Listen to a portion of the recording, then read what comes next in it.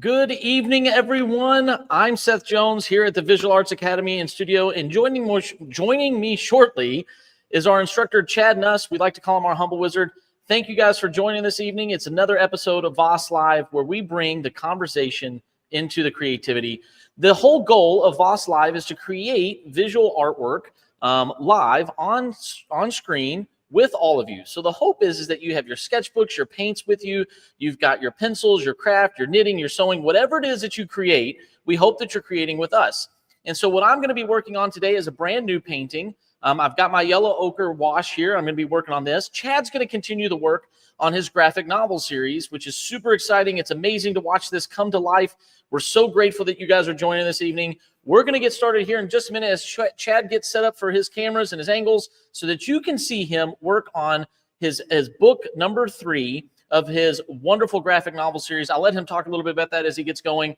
I'm going to be working in oils this evening. I have finished up 2 of the paintings of my daughters, and I'm working on a 3rd scene here, which I think is pretty epic. If you're looking at this on the screen now, this is actually a segment of the painting where my wife is holding the Nintendo Switch and playing with my daughter. It's something that I think makes me reminisce about the early 90s of when the Nintendo Game Boy came out, and it's just such a fun experience and just a fun time.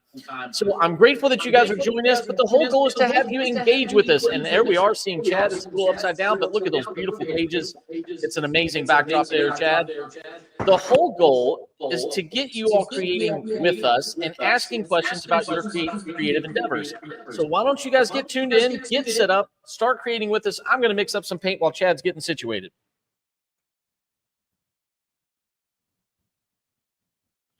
And as I begin this, I've already done my underpainting, my wash. And what I'm going to be doing now is I'm going to be dropping in some of the darks around these hands. I don't know where I wanted to start, but after looking at it for a little over a week or so, I've now decided that I want to start on the hands. I think this is going to be a pretty powerful focal point. So I really want to come in here in this area and really drop in some darks, really start building out these hands, as I think it'll be a focal point for the story. If any of you guys are around my age, you may remember in the 90s, the Game Boy came out. It was amazing, packaged with Tetris. And there's a famous image, well, I think it's relatively famous, of a mother playing on the Game Boy in the 90s, surrounded by the kids. She was helping out beat a level that the kids couldn't seem to beat. And this painting that I have here, I'll zoom out. You guys can kind of take a look. This painting, to me, is kind of a modern-day version of it. I don't know if you guys can see that too well or not. But the image I'm referencing was actually of a mother sitting in a chair playing the Game Boy and Tetris. And this one, to me, is kind of a modern version of it. My daughter's got the headphones on. My wife has her work-from-home laptop, and she's playing the Nintendo Switch while reclining in her pajamas, playing the Switch, beating a level. So to me, it's kind of something that I think is pretty iconic. It's like a contemporary version of that. And I'm really excited for, oh, Matt, we've got Matt. Matt says, I'm actually drawing with you guys tonight. Matt, that's amazing. We're so grateful that you're drawing with us. It's exactly what we hope to have to achieve. We want you creating with us. So let us know how your drawings are going, how everything's looking tonight. Matt, it's always so wonderful to have you on. Over there, we've got Martha. Martha, it's so great to see you. Thanks for joining us over there on Instagram. And everybody on Twitch, Facebook Live, X, we're so grateful that you're joining us too. We're going to get diving in and get creating because I've got my paints mixed up and I'm ready to go. But feel free to ask questions. Let us know you're here like Matt's done. We hope that you have a wonderful evening with us tonight. We're so excited to be creating with you. Oh, Martha says, she says, hi, I'm painting cherries. Just so you know, the Instagram comments won't show up on our platform here that we use to stream to multiple endeavors. But I'm going to read that one out for you. Martha, hi, I'm painting cherries. Fantastic. I can't wait to see those. You're going to have to bring those in. Let me see. Because I'm excited to see how you're working those. I bet it turns out amazing. And I'm going to go ahead and get started, start dropping in some of these. Chad's still working on getting set up there. He'll be joining us here shortly, guys. So make sure you have your questions ready for our very own humble wizard, as he loves the comments and the questions. He also tends to really like it when you guys give him a lot of positive feedback. He loves that. So make sure you got some nice comments for him on his comic pages of The Silence, Book 3. It's going to be an amazing evening tonight, guys. Dun, dun, dun. As I kick the camera a couple times, right? But so I'm dropping in these darks. I like to drop in my darks and then build the lights around them. And you may have noticed in some of my previous paintings, I've always talked about use the right size of brush, right? Don't use a little brush to paint a large section. Well, in this case, I want to sit here and work small because this is somewhat of a detailed area. Now I'm not using like a single brush or anything, a single bristle brush, but I am working with a relatively small brush because I do want this to be relatively detailed. I have kind of a triangular composition here that I'm going to work through, see if it comes to life and it really bounces your eye around this piece. That's the hope, is that I get this piece kind of bounce around. Oh, and there he is. He's still muted, but the humble wizard has arrived. And if you guys know anything about wizards, they're never early, they're never late. They always arrive right or precisely when they mean to, I think. That's right. Is the statement. So welcome in, Chad. Great to have you in, brother. Thank you. Can you hear me? You sound great. Okay, good. Because the reason why it took me a minute is I had like really bad reverb. It was echoing really bad, and I forgot that I'm supposed to mute my desktop computer. So I was trying to figure that out. And then right when I got on, someone rang the doorbell and my dog went ballistic. So I had to take care of that real quick. So, which is so funny because you have a tiny dog, right? Yes, tiny dog with very loud voice. So, and one of my sons, it drives him insane, and so I had to get her calmed down, and it's always an adventure, my friend. It is, and when we get solicitors, it drives me up the wall. But me too. Boy, that's something we could talk about for a long time. I'm not a big fan of solicitation. Yeah, I know people have to do it for a living or like it's part of their job, but for the rest of us, because I have some friends that have to do that. It's like I said, it's part of their job. It's it's how they get business, but for the majority of people, they don't like it. So, and us included. So especially we have a couple sons that are autistic, and so the sound is a really big deal for us. So whenever someone knocks on the door, rings the doorbell, and then the dog barks, and it's just really a lot. So anyways, all that to say, hey, good to be back. I'm glad we got that situated. Yeah, I think we're all good now. So, but yeah, so I am working on page 1, the inking, and my goal today is to get it done. So I think I can get this finished here in this live stream. That's my goal, at least. So we will see if that happens for sure. Well, and Chad, I don't know if you heard or not, but we've got Martha is painting some cherries live with us, which is absolutely amazing. Yeah, and then we've got Matt, who's actually drawing live with us as well. So it's super exciting to have these individuals creating with us tonight. And Matt's already opened up with an amazing comment. So I don't know if you want to share that one out there, Chad. Yeah, Matt's already got that. Before you do, though, I want to give a quick shout out to everybody that just joined over on X. We're so grateful that you guys are creating with us. Again, we are VAAS Live. The goal is to put the creativity with conversation and have you create with us. Everybody that joined on Instagram, you guys are amazing. Thanks for jumping on over there. Facebook Live, YouTube, you guys are great as well. And especially our Twitch followers, which have grown exponentially, Chad. Our Twitch community is growing, and we love it. Thank you guys for joining over there on Twitch. Yeah, so Matt says, do you guys ever get super motivated to draw or paint, and when you sit down to create, you get super distracted? If so, how do you deal with that? Ooh, I'll let you go first on that one. Well, the short answer, which we don't like to do much around here, is yes. The long answer is it happens more often than not. And I do believe that for me, I have moments of hyper creativity, I guess is what you could kind of say, where like you're in that moment or you're in the zone. And a few times it gets taken away or it dissipates. It's gone, right? Because of those distractions or because of other things. But usually what I try to do is I try to tell myself that that's life, that it's okay, hold on to it. And usually I'll make notes. I'll either write down like a note of what I was feeling, or I'll write down the idea, because I found that if the distractions come, sometimes I'm still in that creative mode, but I've forgotten what was the igniter, if that makes sense. Matt, I don't know if that's kind of making sense, but like what got me going, what got me really jazzed or juiced up to create, super motivated, as you said, sometimes I'll forget what that thing was. And so if I write it down or sketch it out or do a quick thumbnail, I can come back to it. And then I'm like, oh yeah, that's right. Ooh, yes, I'm so excited, right? I get really carried away again. And so a lot of times that helps me when I get distracted either from kids or life or the phone or somebody coming into the studio or something. I can come back, pick up that note, and hopefully sometimes get reinvigorated. It doesn't always happen that way. It's not always, as easy. But for me, it's almost a continuation of what happens when I go to bed at night, Matt. I get very creative at night, and I always tell myself I'm going to remember in the morning. And then I wake up and I'm like, oh no, what was it? It was such a great idea. It was a good plot or a good story or a good idea. And so I started really writing down those notes so that I would have them the next day. And I found that when I get distracted, when I'm super creative or super in the moment, because, it is life, you are going to get distracted. Having those notes or that thumbnail or that sketch pulls me back to it. And so that's just a trick I've started doing in the last, 4 or 5 years or so. It helps tremendously. It might help you as well. Oh, it's awesome.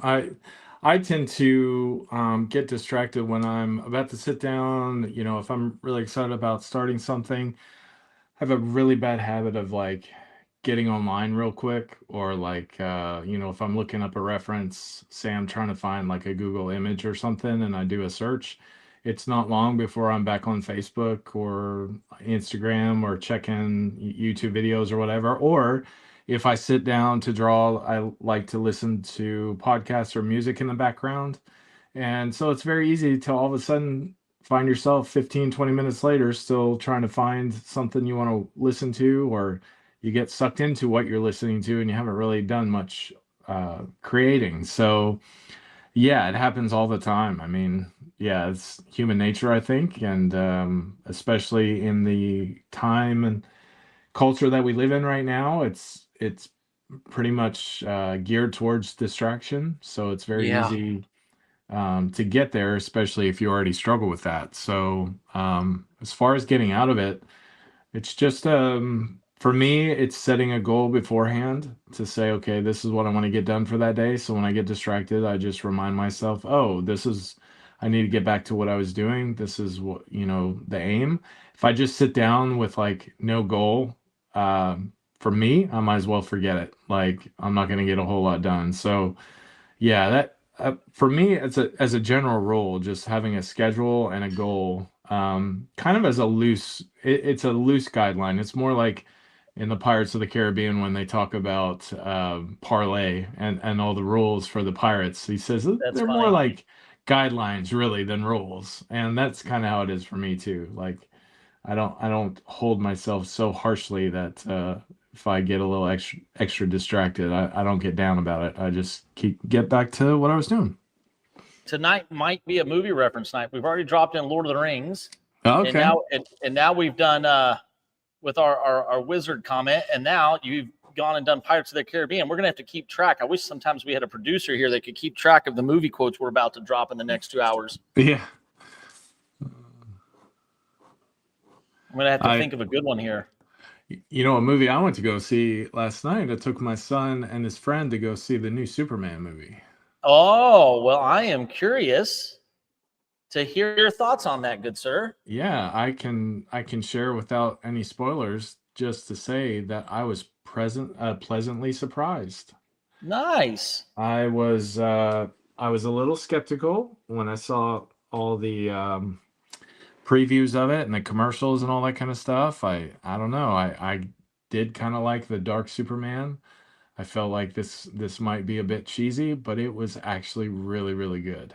And it just had a really nice balance of not taking itself too seriously. I think that's the one thing, like the Batman versus Superman and all the Dark Superman could be a little too serious, whereas this was just, it poked fun enough at itself that it was actually really nice, and it really did reflect kind of that comic book feel. It was really, I was really surprised how good it was. And yeah, I would definitely recommend to watch. See, I wish we could go back to the days when you didn't have so much clutter about movies. I am so unexcited for almost anything anymore, simply because there's always banter back and forth. It's horrible, it's garbage, or it should win every award possible, or it's just there's so much about everything. There's always commentary about everything that I'm just like, you know what? You burn me out on it. I don't even want to see anything anymore, period, because it's just too much. You know, it's like people want you, they want to make up your mind for you before you even go into it. And I just wish it would be like, hey, this movie's being released. Here we go. Go in, experience it, and then leave with your own thoughts. You know what I mean? Like there's just so much hype or hate. It's either too much hype or too much hate, and I just don't like any of it.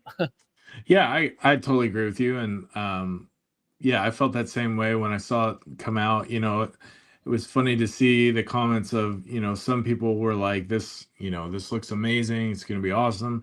It's how Superman was intended to be, just kind of that, not necessarily lighthearted, but very bright and heroic and all that. And there was definitely a point that could be made for that. And then you had the other people that were just like, oh, you know, they're going to ruin this as well. DC hasn't come out with a good movie, a good superhero movie in years, and, you know, trashing James Gunn and, you know, all the down the line kind of thing. And it's like, for some people, it's almost like their identity to, you know, Yes. try to be the one to say, I told you it was horrible, or, you know, or even the other way, I told you it was amazing, none of you guys believe me, blah blah blah blah blah. Which, you know, that's kind of it's kind of nerd culture. Unfortunately, it's an indictment on most people in that culture are not very socially adept, so that's their way of, I guess, one-upping everyone is that way. But either way, besides all that, I thought it was a great movie, and I really did enjoy it. My son loved it, and his friend loved it, so we had a great time. Yeah. That is awesome. Well, I think, you know, I think that's kind of one of the things about the movies, right? I do agree with, there's a famous thing about, you know, George Lucas, right? You know, especially with the Star Wars fandom, they're such big fans that, you know, he reminds me, he was like, hey, these movies, I made them for kids. I made these Yeah. movies for kids. And, you know, and they're like, he has to remind people, like, the reason you held to this is because you were a kid when you saw it. Not that there weren't adults that loved it, right? Everybody loved it. But, you know, when it came out, and I just think he has a good approach. He's like, look, I'm here to tell stories that I like. You like it, great. You don't, okay, that's okay too, you know? Yeah. And I think people just identify so much with all of this that it can be a little much. And so I tend to just wait, try to avoid so much of that, and just watch them when I can. You know, I wish Thomas were on here. He's a huge movie fan, and he likes to go and see them in the theaters and stuff like that. And, you know, he doesn't get wrapped up into the reviews. Like, he just goes in and says, I'm going to watch it, you know, and enjoy it for what it is. And then he leaves with his own mindset. I get swayed. Not that I believe what people are saying, Chad, but it just, you know, like, it just makes me, you know? And so I'm like, I just lost all desire to go and watch it. Although I do love Nathan Fillion. I think he's brilliant. Yeah. Yeah. I was surprised. Yeah. When I saw the first commercial or whatever for it, and I saw the Green Lantern, I was like, oh my gosh, he looks so horrible and such a horrible haircut. But of course, I mean, he had that haircut in the comic. Right. It was like a bowl cut. And so to see it in the comic, I'm like, are you serious? It looks so dumb. But his character fit that haircut really well. And they actually made a funny joke about it, like kind of like a breaking the fourth wall joke about it in the movie. So nice. yeah, I think my favorite character in the movie was definitely Mr. Terrific. He was just hilarious. Yeah. Really? Yeah, he was really funny. Super cool, super chill. Yeah, I really liked him a lot. So I mean, hence the name Mr. Terrific, right? yeah. That's awesome. I'm so glad you guys had a good experience. That's what movies are supposed to be, right? Good memories, good experiences. Yeah, for sure. And for me, it's like, don't cost $1,000 to go. That would make the experience a little bit better for us. Yeah, it was still pretty expensive, but we got a few comments here. Chad, this page is looking amazing. You know what's great? I would agree with you, Matt. I would agree. I think that page is absolutely looking spectacular. Chad, why don't you, I'm going to take this into the solo layout here so it blows up a little bit. Why don't you walk us through this a little bit, because you've been working on this page for a while, but dude, those deep blacks, those blacks, your use of that solid black spacing is absolutely amazing in this page. Why don't you walk us through a little bit and tell us a little bit about it?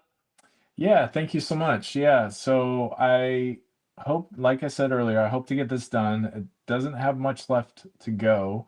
Got a few details up towards, I'm always afraid to like click out of our StreamYard when I touch the iPad, but up in this area, I need to add a little more detail up in here. I'm going to add some action lines in there and probably just go through and make sure all the shading is exactly where it needs to be. The light source is coming from this opening up in the upper right hand corner, and it's shining down this kind of like launch shaft or whatever, this tunnel down into the earth. And so this spaceship is going to be catapulted up through this tunnel, up and out. So I wanted the light to come from above. And in doing that, I was able to put in these lots of these blacks surrounding the ship. So the ship really stands out. And then you also see with the contrast, you see where your eye automatically goes up to the right hand corner where the opening is.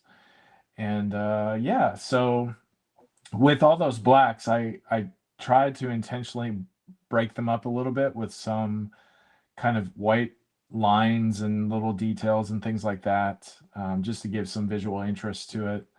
And yeah, I'm also aware like this is a round tunnel, so like in this area up in here, I'm gonna have to add a little more shadow because I want it to kind of fade this way, so it gives that feeling of roundness.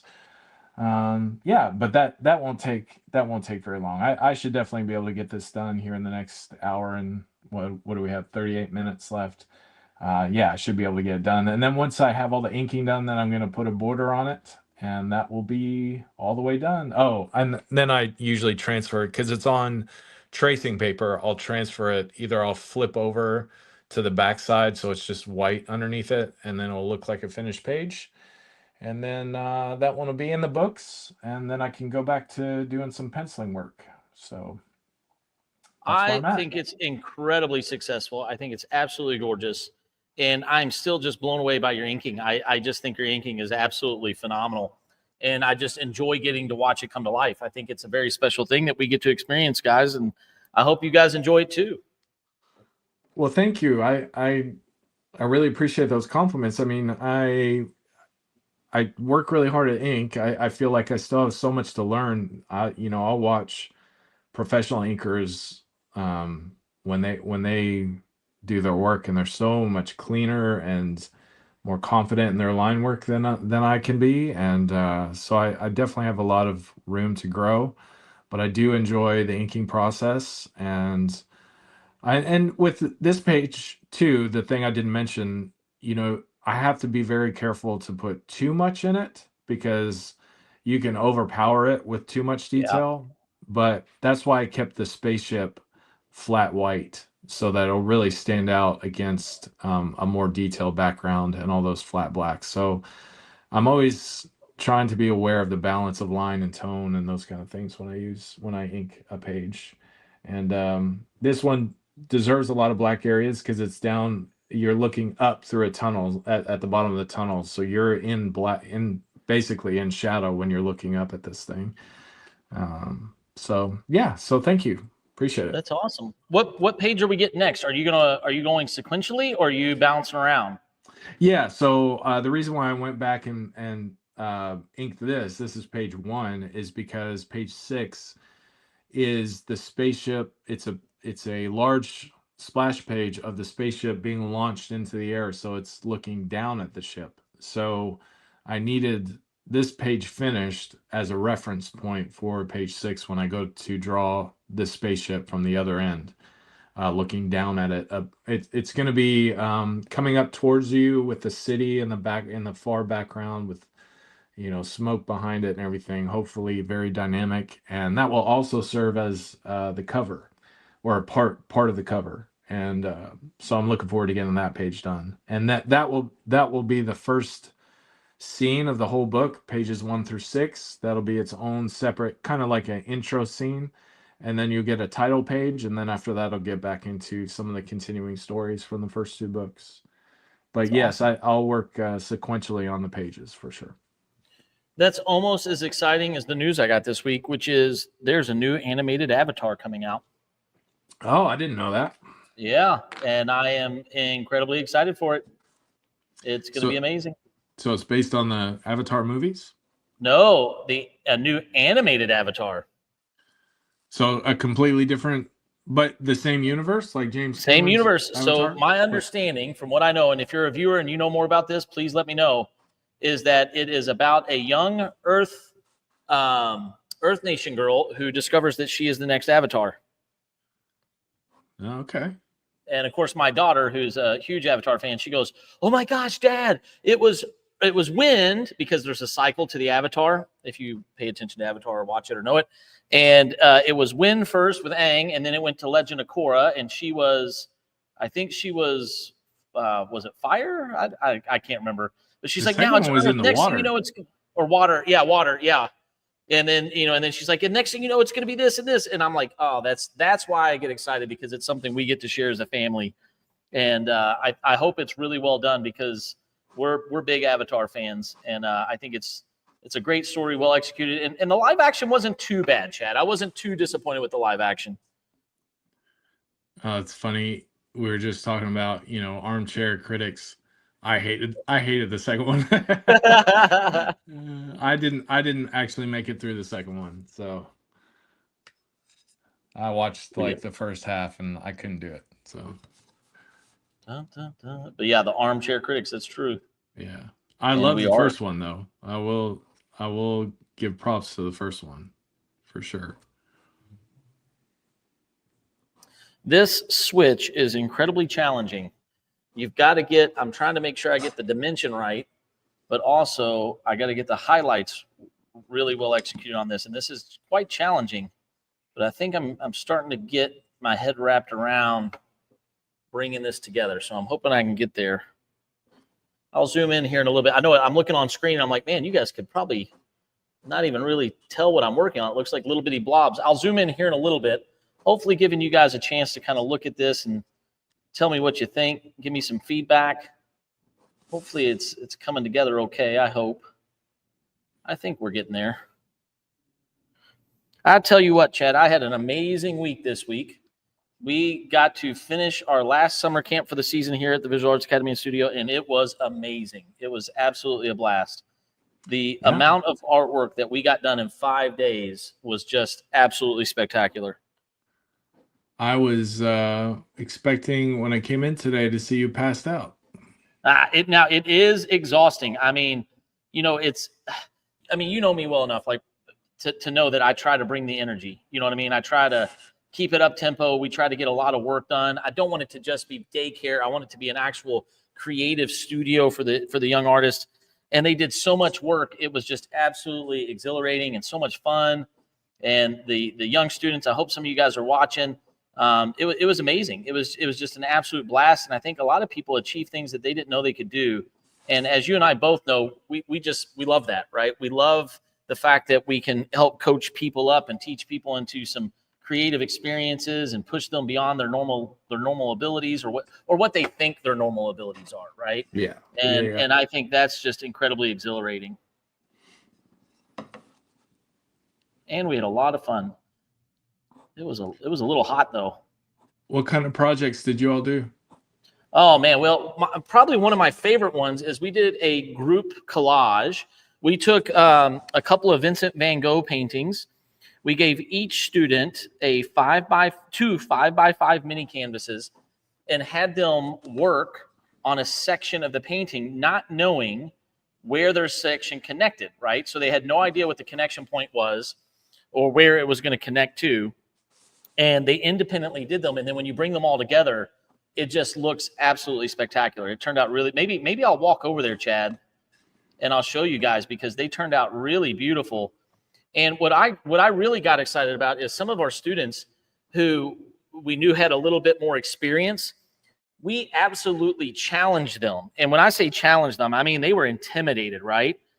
And we challenged them to do some really hard pieces, really hard segments. And I want to give a big shout out to our apprentice, Layla, because Layla was like, no, they can do this. Oh, this person can do this one. And I was like, dang, she's really paid attention to our students' skill levels, right? Because, I mean, I agreed with her, right, Chad? But she was really honed in and was like, no, this person can do this, Seth. Give them this, give them that. And I thought that was really great and showing her growth as an instructor and a teacher, because she had complete faith that they could execute at a high level. And the paintings just turned out absolutely amazing. That was probably one of my favorite collaborative projects, simply because the students I don't think they realized what it was going to turn into at the end. Does that make sense? Yeah, for sure. And so it was this big reveal. It was like, oh, this is it, and it was this really exhilarating experience for them to get to see their little tenth, right? Their little piece come together and make it. I'm going to finish this up and walk over there, because now I'm really excited, Chad, and I want to show you. Yeah, I've seen I saw the one up there, and from the first week, and it was awesome. And I'll show all of our viewers here in just one second. I'm on a roll with this, and I don't want to. Now, granted, it's oils, so I could walk away and come back and still be able to go, but I've got my mind right on this segment, and so I really want to hone this in and keep this going, because I've got it right where I want it. There we go. Boom.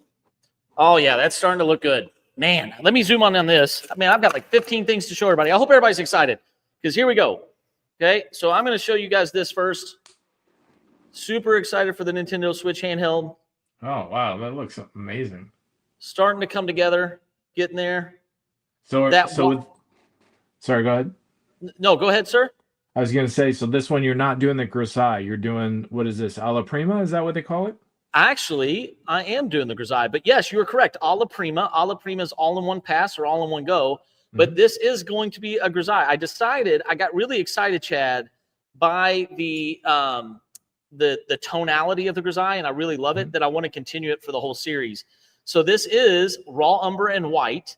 It just so happens that the switch is dark, so I won't have to do too many color glazes, but you can really start to see it together. The challenge for me is going to be that wire of the headphone jack, right? And you can see this is actually relatively small if you look at the size of my finger, but this headphone jack, I think, is going to be challenging, because you have to have it have weight. A lot of times, little thin lines like that, they don't have weight. And so I want to make sure that I give it enough weight, but it's starting to come together. I think once I paint those hands in there, you'll really see it come to life. But more importantly, even more than that one, guys, I'm going to step away. Hopefully you guys can hear me this far. I'm going to walk you guys through the studio. Hope I don't make anybody sick. I'm going to get out here,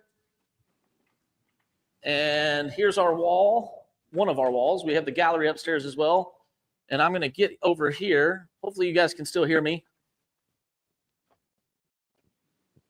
Here's our lounge and reception area if you haven't been in. And I cannot hear, so I'm going to see if you guys.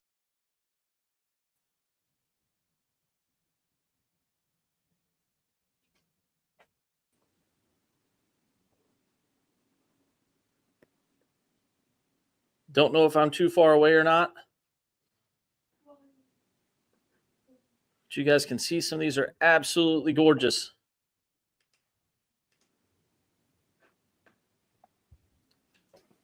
So I'll get back, see if you guys could hear me. Chad, were you guys able to hear me? Yeah, we could hear you. I was trying to get it to do that camera as the full thing, and I tried to remove these other ones, and then we cut your sound off just for like 5 seconds. So it didn't work, but we did see it. It looked amazing. Well, that is the most important thing, is that you guys were able to see it, because I love what the students were able to produce. And guys, summer art camp is unlike anything else. A lot of our students were able to feel like a part of a community, which this is what we're all about. We're so glad that all of you guys are in this community with us. Matt, thanks for painting with us. Martha, thanks for painting with us. All of you guys that are joining us, it's absolutely amazing. We're so grateful for you all. And summer camp, all of the assignments were great. I mean, we did 4 or 5 lessons each day, Chad. And then we did group projects. We did some outdoor activities, outdoor time. We did some stuff like that, and just got a ton of work done. It was absolutely brilliant. And now back to this guy. So the reason why I was asking if you were alla prima is because you said raw umber or whatever, but it looks blue. Oh, well, so a little bit of that might be the titanium white, right? So there's a little bit of that, and it's also, I think, really if it's the lighting in here Maybe too. the camera and the lighting, yeah. It might be the camera or the lighting, but it does have a little bit of a blue tint. But it's not. I don't know if maybe that light will. I don't know if that helps. Nah, it doesn't look like it helps too much. Yeah. But it's not as blue as you think. There is a little bit of a coolness to it with the mixing of that titanium white. It's not a pure white, right? Titanium white has a little bit oomph to it, but no, I am going to do this in the grisaille process as well. And the real kicker is there's this blanket on here that is plaid, and I'm trying to decide, Chad, if the plaid is going to be too busy for the composition. I don't have to make that decision yet, but it is something that I'm thinking through, right? Like, am I going to want this really plaid blanket? Part of me wants it because it's very detailed, and I think if I can execute it, if I can do it well, it'll be like a statement, right? But then at the same time, the plaid is such a heavy texture that I'm afraid that if I do execute it well, all you're going to look at is the plaid. You know what I mean? Like, at that point, it's going to dominate the concept and the painting, and I don't know if I necessarily want it to be that much of a focal point. Mm. It's kind of like on the portrait of Cora, where Cora had a fluted like shirt on, and there was so much heavy texture in that painting that if I felt like if I would have painted the flutes in there, the vertical lines, it would have just dominated the painting. You know what I mean? Like, it would have overtaken it. And so I made the conscious decision to not include those flutes. And having finished that painting now, I feel like that was the absolute right call. So as I work, I'm sure I'll get to a point where I go, you know what? Do the plaid, or I'll get to a point where I go, you know what? It's not needed. It'll be too much of a distraction. So let's not put that in there.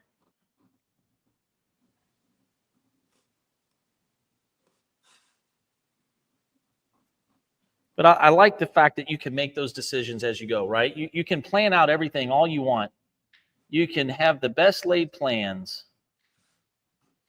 and then some rebels come in and steal those plans to a porthole that takes one torpedo. What are you and the whole Death Star just goes up in flames. Oh. There's another reference. Yeah. Telling you. Not only that, we just, during camp, we just had the most amazing assistants and apprentices.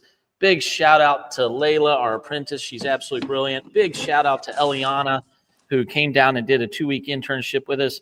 And then their first time working with us was Hannah. Thank you so much. An absolute brilliant job. Way to step in and make sure that all of these young artists just had the most amazing experience. You guys are what makes camp special. We're so grateful for you guys to be part of this team here at VAAS and to just provide a high-level art instruction and experience to all of our students. We couldn't do it without everybody. It is truly, Chad, and you know this. You feel the same way I do. It truly is a team effort here at VAAS.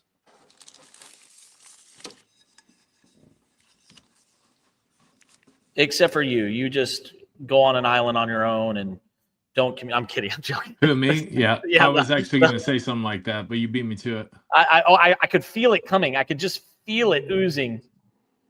The wheels were turning. The wheels were turning. Deep Pixel AI Art, great to see you as well. Thanks for jumping back in. We hope you're doing great, as always. Chad and I are super focused today. If you guys can't tell, he and I are on it. I don't know if it's because I didn't get to paint much this week or what, but we are rocking and rolling, and we hope you're rocking and rolling too.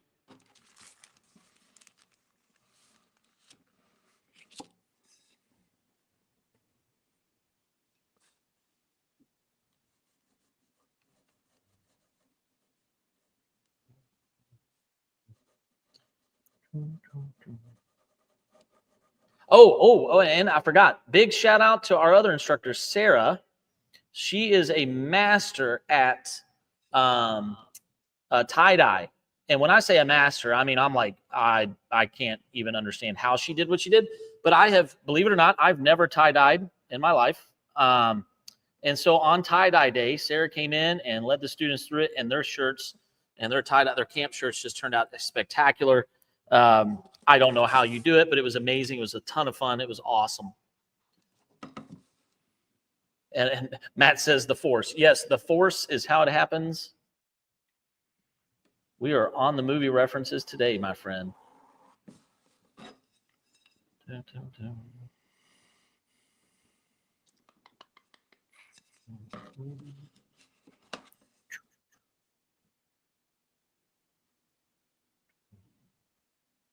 Let us know if you have any questions about the process, either Chad's comic and art making. Let me know if you have a question about the oil painting process that I'm working on here. We do our best to share tips and insights and different elements. If you have questions about any of it, let us know, or we can talk art history, talk just about anything that you want. We get talked a lot about AI and different things from Deep Pixel. We go through processes with Matt. We go through quite a bit of it, guys. So don't be afraid. Let us know you're here. Ask some questions. If we can't get to it, we apologize. Sometimes we're able to get to things. Sometimes we're not. But we appreciate it always. And you guys are absolutely the best group.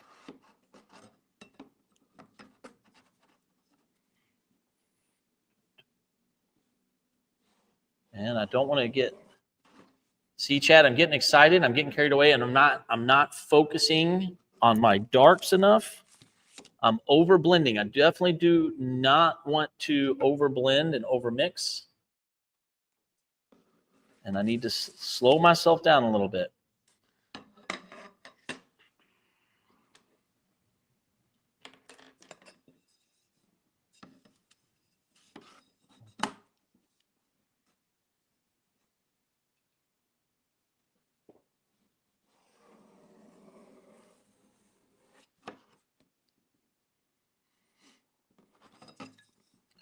There we go. Loving it.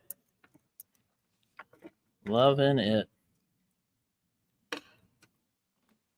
Isn't that like a burger? What is it? Is that McDonald's? I think it's McDonald's, yeah. Loving it.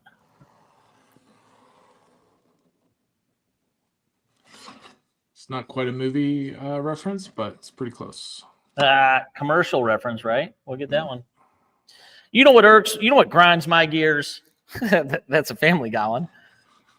You know what really grinds my gears? Old man. That's right. That's right. What really grinds my gears? What happened to the toys in McDonald's kids meals, man? They used to be amazing, or maybe I'm just remembering them as amazing.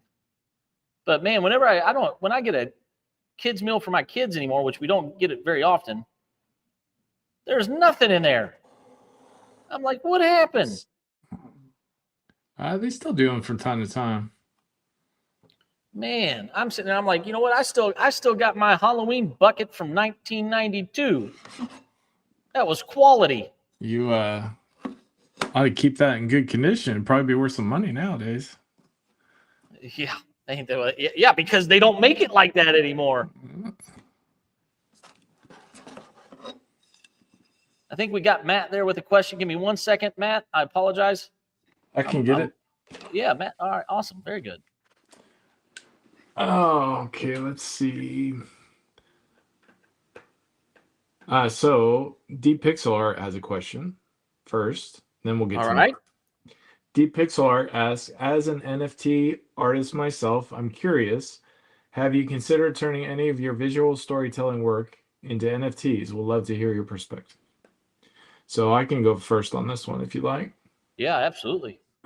So I was involved with the NFT project at one point, and we were trying to start a business. It was there were three of us, and we were working with a newer coin. And I don't know much about Bitcoin at all, or not just Bitcoin, but the cryptocurrency. Yeah. So I was trying to learn a little bit about it, but either way, you know, the difficult thing about cryptocurrency is there's just so many what do you call them, fake coins and stuff out there. And so we had gotten involved in one that potentially became a fake coin. And so we were trying to develop some NFTs and get them out there. And there's always that, like, you know, that that gamble, because you're looking at it and you're like, man, some of these NFTs, they explode and you make so much money off of them. It's gross. Like, you just, if it catches fire, it's like anything else, you can make multi-million dollars off of them. So, there's that aspect of it. But then as far as just what an NFT is, I don't know. I'm not against them. For me, I never bought one really. I think I designed an NFT and we got it published. So I have a copy of it somewhere because I don't know anything about this stuff. So I have a wallet and I have access to the wallet, but there's no cryptocurrency on there. And I think I have one NFT on there, which is the one I designed. And, but I don't have anything against them. I'm not in that world and I don't so since I'm not in that world, the NFTs don't really hold a lot of value for me. The idea of just having like a digital piece of artwork, and I guess the advantage is I could, it's like having a scan of a old masterpiece. I could print it out and put it up on the wall if I really wanted to, or I could use it as a screensaver, or I could use it as currency. It has a lot of flexibility. I'm just not in that world, so for me the NFT doesn't really hold a lot of value. And, when we were first starting our business, we talked to several different consultants, and everyone is always like, oh, this is going to be the way to make your NFT the biggest thing in the world, and blah, blah, blah, blah, blah. It's a lot of salesmanship, a lot of like that promise of striking gold with it and everything. So that whole world has a tendency to attract a lot of just Snake suspect. oil salesman. Yep, suspect activity. So I've always just kind of been cautious. But as far as the NFT in and of itself, I know that there's a huge market for collecting NFTs. And you can limit NFTs. So you don't have to do like an unlimited, anyone can buy one. You could do like limited series or limited editions, which makes them even more valuable. But what I've found with NFTs is the same thing that I've found with social media in general, that you look at some people, they start a YouTube channel and they strike it big and they get millions of subscribers and they make all kinds of money off of it. But 90% of the people that start a YouTube channel, it doesn't really go anywhere. And the ones that really take off, a lot of times it has to do with either they're already famous or they just hit a niche market that just explodes. Yep. And NFTs are kind of the same way. Like the biggest ones out there, and it's been years since I've looked into it, but I just remember when we were in it, the biggest ones out there were typically ones that were connected to someone that was already famous, or one that gave you access to famous people. So I'm thinking about I can't think of the name now. It's the yacht club one with the monkeys, and they were all just different versions of the monkey face, and they went for like millions of dollars because they gave you access to celebrities. And that was why they were so big. And we would rack our brains like, how is it like so many of these NFTs, the artwork sucked, but the NFT would be worth so much? And it was because it wasn't about the artwork, it was about what that artwork got you. And Yep. that's where I kind of lost interest at that point because I didn't have anything to offer anyone. I just had my artwork. And so we got out of it, just because partially because of the coin that we were associated with. The founder of that coin got in trouble with the SEC and it just got really bad, so we just pulled out. And yeah, it just, I'm not like against NFTs. I'm not in that world and I'm not really attracted to be in that world. So I don't know. What are your thoughts, Seth? I mean, at one point I thought about taking one of my characters and running with it, going to it, but I kind of got to the same thing. I was like, well, the time and the energy that I'm going to put into this thing, I think can be spent somewhere else, and have a higher chance of what I would consider success, if that makes sense, right? Now, hitting it big and making money and allowing myself, I don't really care about money, but giving myself the freedom to do what I want financially, that is exhilarating, right? To just be able to not stress about those kind of things, I think that is exhilarating. But for me, I felt that I could do something else with my time and energy and have what I would deem more success.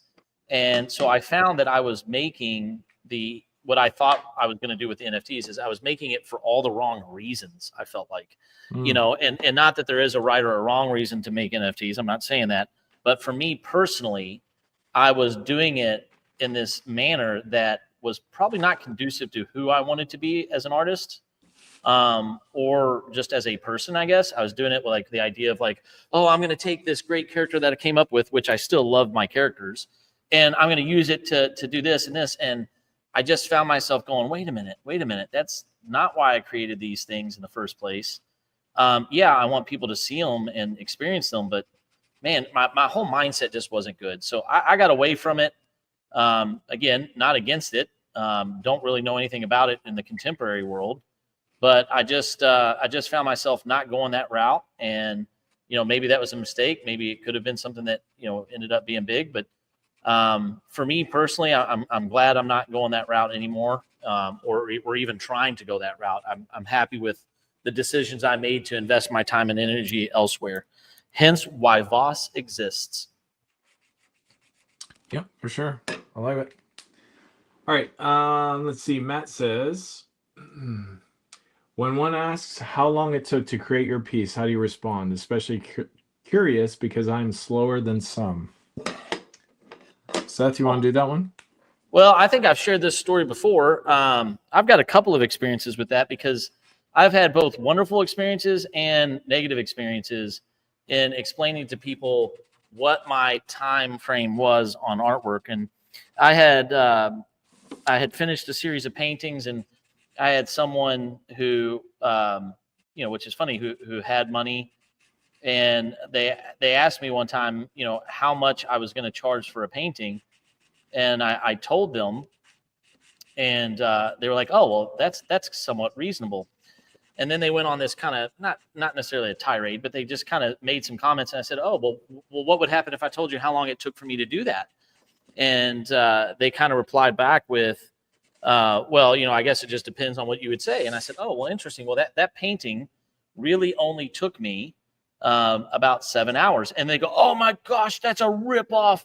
That's such a ripoff. I can't believe you would charge that for that painting. And it became this whole negative experience. But what I realized is, even though they valued their own skill set, right, Chad, like they valued their knowledge and their skill set and they charged for it, they didn't value art or creativity. So to them, like it was a whole different mindset of what would be valued and what is not valued. Mm-hmm. And I told them, I was like, well, I've been training, for over, at this time, I guess, gosh, it was probably over like 30 years at that point. And they were like, well, that doesn't matter. I said, okay, well, with your expertise, I want you to come and lecture and share all of your insight and your expertise on this subject, of which they were a professional. And they're like, well, that's going to cost you X, Y, Z. So I retorted with, oh my gosh, that's such a ripoff. Why would you ever ask for that amount of money for that knowledge when I could just do this and this and this and get it back? And, they just kind of looked at me and stormed off. And so I openly tell people, here's how long it took me to do this piece of artwork, but it has taken me, and it's a famous quote, Chad. I don't know if you remember it. You're really good with quotes, but it's kind of that same quote of, but it's taken me an entire lifetime to develop the skills and the expertise to do this. I'm I think a relatively fast painter, Matt. I think I work on things relatively fast. But that shouldn't discredit me. I don't charge by the hour because that shouldn't discredit the quality of what I'm producing. It should also not discredit the quality of what you're producing because it took you longer, right? Time is valuable, and there is a value to the amount of time, little or a lot, in what you do in your work. And so I am open and honest with it. I don't have any issues talking about it because I just kind of got to a point, Chad, where I said, I don't care anymore. You know what I mean? Like when I was younger as an artist, I did get a little hesitant because I was like, oh, they're going to discredit my work because I painted so quickly. But I was trained as an illustrator. And in the illustration world, you typically do work fast. You know what I mean, Chad? Like, think about if comic book creators who do how many books a month, what happens if they don't work quick? They don't get the books done. Yep. Yeah, for sure. I mean, and Matt and I have talked about a little bit about this just in person, but like, it just depends on what your your goal is or what you're doing. So if you're commissioned to do something, then there's going to be an agreed timeline between you and the person that's commissioning you. So that cuts out a lot of the worry of, how long things take. If someone knows that you're a little bit slower than others, but they're willing to wait for it, then that's fine. It doesn't matter, But if you're trying to put food on the table or whatever, and you've got to get jobs done, then you kind of have to be faster. So, in order to get the amount of jobs that you need to pay whatever you need to pay. So, that's one of the factors. But on a like personal level, it doesn't matter how fast or slow you are. I agree. I think I'm a very, very slow artist. The only reason why it seems like I do a lot is because I just try to be consistent. And if you just, it's like the old tortoise and the hare. Like if you're just consistent and you work every day, a little bit every day, it's surprising how much work you actually get done. There are times where I look at my stuff and I'm like, man, I've got hardly anything done this year or the last couple of months or whatever. And then sometimes I'll walk up in my studio space at VAAS and I'll see all the artwork on the wall and I'll think, yeah, I've gotten a lot done over the last, year or whatever. So, yeah, I mean, the speed thing, I mean, if someone asks me how long something took, like I'll be straightforward with them, I don't really worry about their response just because I don't Yep. take commissions and I do my art for myself. So like, even in doing my comic books, the first two books I did took over a year each to make. Now, I couldn't do that professionally because they're doing out once a month. And in order to do once a month, the penciler has to do basically an entire page a day, and the inker has to do 2 or 3 pages a day. So I'm not that fast, and I have no desire to be that fast. And I have no desire to kill myself drawing 12 to 14 hours a day to get something out that fast. And that's what's required because the industry demands it. And so the time question just always goes back to what is your goal? What is the point of what you're doing? If you're just working for yourself, it doesn't matter. But if you're working for someone else, then that just depends on their expectations and your expectations and that kind of thing. So I agree. I, I would agree. when I also like to write, and from time to time I'll get in, seasons of writing, and I've looked up before like how much professional or famous authors wrote each day, and the answer is all over the board. So, you have someone like Stephen King that will literally write 12 to 14 pages a day finished. And then you have other people that will only write like 2 hours a day and they'll get maybe half a page done. And they're still cranking out novels.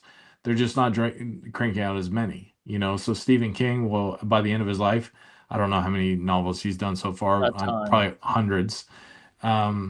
Whereas someone else may in their lifetime only produce, a dozen. And that's okay. There's not an award at the end of your life for the amount of novels you've written or the amount of artwork you produced. I mean, it's the same thing with that. Like Picasso was incredibly prolific. So he has tens of thousands of paintings out in the world. Whereas other artists, they would be just like the authors. They would maybe produce a painting once every 6 months. I know, I can't think of any off the top of my head. I know they're like, I can't, yeah. I remember looking it up at one point, how many paintings like certain artists made and everything. And it's the same thing. Like some of them, the reason why they were able to paint us, so many paintings, because they usually had like 7 or 8 going at the same time. Right. So, they're finishing one every 6 months, but that's deceptive because they're actually finishing it faster because they've got them spaced out. So they're finishing one a month in order to sell them, but they've got 7 or 8 going, so they're going to be able to still produce a lot. So,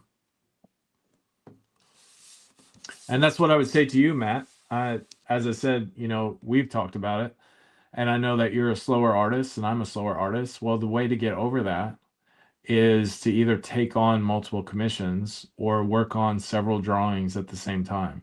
I mean, not literally at the same time, but do like, work, even let's say you took on 7 commissions or 6 commissions, and you just made it, Monday I work on the first one, Tuesday I work on the second one, Wednesday I work on the third one, and so on. And, commit to working a couple hours a day, and you will get a lot done and a lot faster than you think you will, even though you're slow. So, like, you just have to kind of trick the system in that way, I guess. I don't know how else to say it, but yeah, there's ways around being slow and still get a lot done. Well, I think, Chad, you've made this comment before, and I agree with it 100%. Consistency is key, right? Yeah. I mean, consistency beats a lot of problems, if you will. We've been asked quite a bit on this live stream about how do you break, create a block, right? Chad, we've had that one asked quite a few times. How do you break creative block? And you and I both said consistency, right? I mean, find scheduled time, and yeah, there's going to be times and days that are not as successful, right? There's going to be segments of, well, that was not a good scheduled hour and a half, but the next time you go to it, maybe it is, right? And you've already blocked out that time. And to me, blocking out the time in the world we live in with the distractions and the hustle and bustle and, having to make money and do all this stuff, scheduling out that time to me is a huge win. Yeah. Like, that's part of the reason I love these live streams. And I know it's selfish, but I love these live streams that we get to do for VAAS because it forces me to take 2 hours a week. I know it's happening on Saturdays. I know I get to paint, and I know that I'm going to get some work done. And so pretty consistently, I mean, there's a couple times we haven't done it, right? Because of events and whatever else. But it's a great thing for me to know that I have this coming and to be consistent with it. Yeah, there's a number of artists and authors that I've read where that's exactly what they do. They block out that time every day, and they don't, they treat it like, anything else. They treat it like you can't interrupt that time. It's the most valuable time of the day. So barring like an emergency where you have to go to the hospital or something, like, they would turn off their phone, turn off the internet, turn off whatever. Some writers would literally have like a cabin or whatever. I've heard of other writers that, I think Maya Angelou would rent out a hotel room and she would just go there every day. And there's other people, I can't think of the writers, obviously. It's been a little while since I've done the research on this, but I think it's Neil Gaiman maybe, or someone that had an actual like shed on his property, and he would just go out there and he wouldn't leave until he would write, however many pages or whatever. So like you just got to find your thing that will, your method. Yeah, that will help you be successful and productive and consistent. See, for me, that was a big life moment for me. I was going through somewhat of a tough time when I was a little bit younger, and I wanted to get back to creating. I'd kind of dove into other aspects, coaching and teaching and, relationships and things like that. And I had gotten away from creating. And I remember one of the things that got me was I like video games. I'm a big video game person. I really enjoy a good story. I grew up in the era of household video games. I still play video games. I still love them. But what happened for me is I started, and I think I've shared this, and I've shared this with all my nieces and nephews, and they know this comment very, very well. I started sharing this idea of, man, I'm consuming too much. Mm-hmm. I'm consuming too much, and I'm not creating. I don't want to just be a consumer. I want to be a creator. And so I really did the math, Chad. I did the math one time. I finished I started writing my first novel, and I'm really proud of this thing, and I'm almost done with the second one. And this was many, many years ago, right? But I remember I found out that I could write about 7,000 words a day and feel pretty good about it, right? And when I realized that took me about 2 hours to write 7,000 words, I started calculating how long I had been playing Final Fantasy. And I realized, like, let's say it was 40 hours, right? Mm-hmm. Somebody that's much better at math, do math for me. So 20 times 7,000 is what? I'm going to do it on the calculator so we can talk about it. 140,000? That sounds about right. What did I say? Times what? 20 hours? 20. Yeah, 140,000 words. So essentially, that's a novella, right? If I were to do that twice, I'd have a pretty lengthy novel. So for me, it changed my whole mindset of even watching TV, even playing video games. Okay, I'm going to do that, but instead of binge watching 3 hours worth of TV, I'm going to draw or write for 2 hours and only watch 1 hour. Does that make sense? Yep. And I started realizing time is really of the essence, and I'm consuming more than I'm creating. Consuming's not bad. It's entertaining. It's relaxing. It can be motivational, right, Chad? I mean, you and I are big fans of books and movies and music, but I was consuming too much and not enough. And so, Matt, I started really honing in and scheduling, as Chad talks about, scheduling and dedicating that time for my creativity. And the consistency allowed me to achieve a lot more than I thought I could. And so I've held on to that over the last 10 years. Now, don't get me wrong. There's seasons, Chad, you and I have talked about the seasons that you go through, right? Where there's seasons that you don't create as much or you don't write as much. I'm in one of those right now with my novels. Book number 2 is about 90% written. I haven't dedicated the time and focused to sit down and get that book completed, even though I have all 7 books planned out, right? You know, I've got the first one completed, the second one's almost done. I have gone through a season, and yet I'm feeling myself being pulled back to that, Chad, and I'm going to rededicate to that and hopefully get the second and third book done within the next year and a half, because you do go through seasons, right? And especially for guys and gals like us, hopefully they're on here, you have a lot of different creative endeavors, I think. And so sometimes I'm writing a lot, sometimes I'm drawing a lot, sometimes I'm painting a lot. You know, I haven't done my cartoon, my Ragamuffins cartoon in a while. I hope to get back to that as well. You know, the summer camp kids fell in love with it. They were reading every single one of them. I'm like, man, I should really do these. These are pretty good, you know? And so you do go through seasons, I think, of creativity as well. Mm-hmm. Sorry, that was pretty long-winded. Of course, I guess that's kind of par for the course for us, huh? That's right. That's right. Deep Pixel Art asks a question I don't quite understand. He says, how do you approach combining brushstrokes with storyboarding? Do you treat them as separate skills or as one unified process? Do you understand what that means? I don't quite understand that either, because brushstrokes really don't go into storyboarding. Maybe if they can elaborate on that one, maybe we can answer that a little bit better. Yeah. Not quite certain what that one's looking for. I mean, I can tell you that storyboards for me are incredibly useful. I use storyboards and thumbnails really for almost all of my work. I sketch things out, plan things out, and try to figure out what my approach is going to be. But the brushstrokes is kind of a whole different kind of entity, if you will, Chad. So we'll see if there's any clarification there.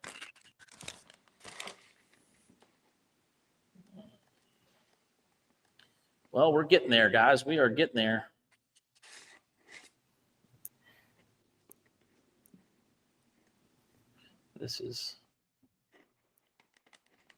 I'm glad I started at the hands. This makes me really happy.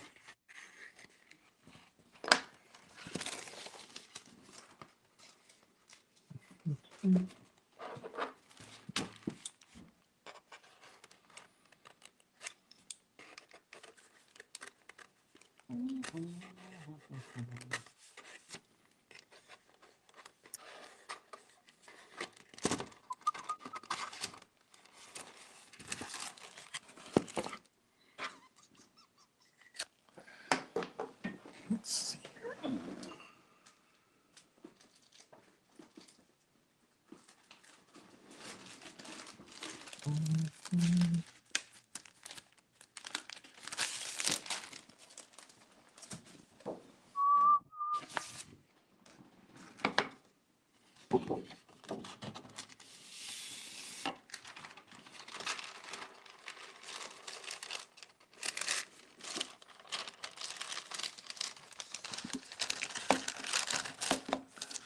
All right.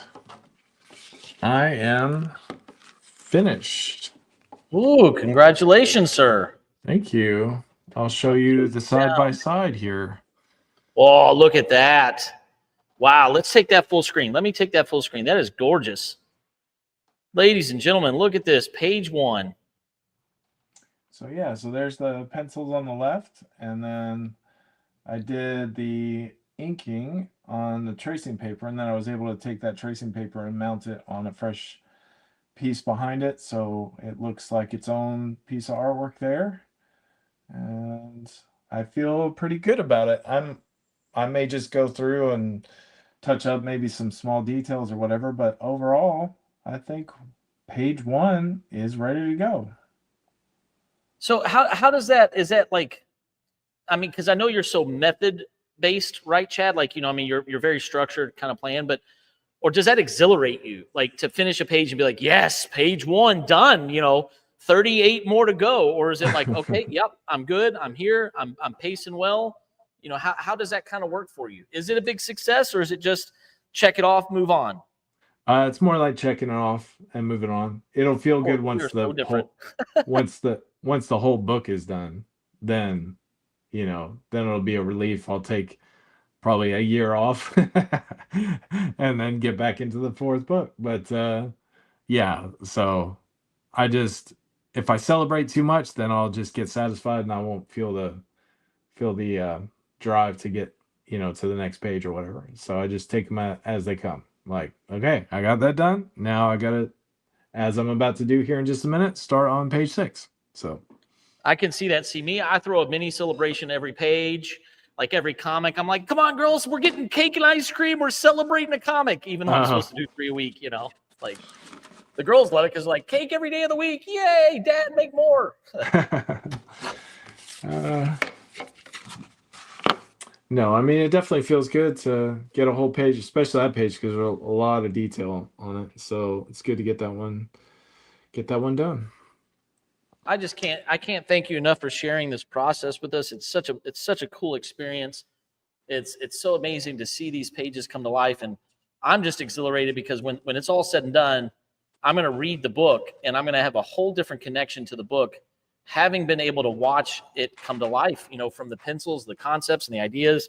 I just think it's really great that you're willing to share all of this with us, and I think it's a fun experience. And not only that, guys, if you are interested, if you love comics and you want to learn how to make comics, Chad teaches a lot of our comics and cartooning classes here at VAAS. Don't just consume the comics, be able to create your own. Come and take a lesson, take an inking lesson, come and do character design, come and do all these different fun things and start creating on your own. Don't just or come to life drawing, right? Anything to keep to make your dreams come true. Don't just sit back and, yeah, it's okay. I'm not knocking consuming and reading and everything else. We want you to do all that. But if you have an inkling, if you have a desire to create and you're in the Louisville area, this place is for you. I promise you, you will get a positive experience, a great community, a lot of encouragement, and some phenomenal instruction. If you don't believe me, just look at what that instructor is doing right there. If that doesn't exhilarate you to be like, oh my gosh, I want to learn from this master. He's incredibly humble sometimes. I'm kidding, I'm joking. He is our resident humble wizard, and you will learn so much from him. You guys will just be blown away. And then our success comes from your success. We get excited seeing everybody grow. I mean, it's just exhilarating, Chad, to see students continue to achieve their goals and create. And when you have a student that's kind of negative on themselves, and then they create something and come back and go, you know what, I can't believe I did this. I had no idea I could create this.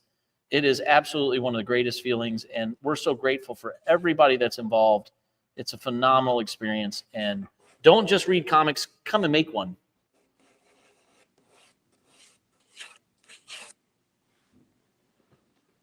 I think we did get some clarification here. Do you first draw simple sketches to outline the story, like just lines and shapes, and then work on details and coloring with brushstrokes later? Now I understand the comment. Makes a lot more sense. Thank you, Deep Pixel AI Art. Or do you draw the story and add brushstrokes details together from the start, meaning you do everything at once? I think it depends. It depends on what I'm working on. If I'm doing a story-driven element, I do thumbnails and sketches first. I don't focus on detail. I don't focus on all those elements. As you can see with the painting, I've already done my drawing and I do more detail. I did a sketch of this earlier to kind of understand it and get my mind around it first. It just kind of depends on what I'm working on. But typically, I will always do a quick, light, loose sketch first and then focus on details and go in and tighten it up. But thank you for the clarification there. That absolutely helped. Yeah, I mean that's what I'm doing right now. So I have my thumbnails as I've shown before, and you can see them here. And now I'm about to work on this page right here, and I already have my thumbnail, so I kind of know what the composition looks like. And so now I have that literally sitting on my lap so I can reference it. And now I'm just putting in a light pencil sketch of where I think the spaceship's going to go. It's kind of front and center, just lifting up from way below here. And there's going to be a cityscape all around it. That'll be kind of the background. And that'll be the contrast. You got this spaceship coming right at you, really up in your face, and then in the back it's going to be all these buildings. So it'll kind of be have this flat feeling in the back, but that'll just really emphasize the contrast between this ship that's right up close to you and all these buildings way in the background. But yeah, that's the process for me. I'll start with small thumbnails, get the whole book kind of laid out, and then work on each individual page. I'll look at the thumbnail. Sometimes I don't keep the thumbnail the way it is, and then I'll throw in a few other thumbnails just to try some other ways of doing it. And then I go in with a very light pencil, an H, 2H, 3H, something like that, and start with the main parts of the drawing, and then just slowly add in the details as I clear it all up.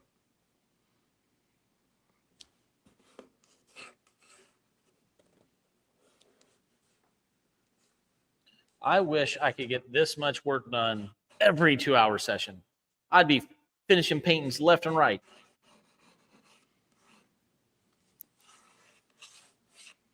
I am cruising today, buddy.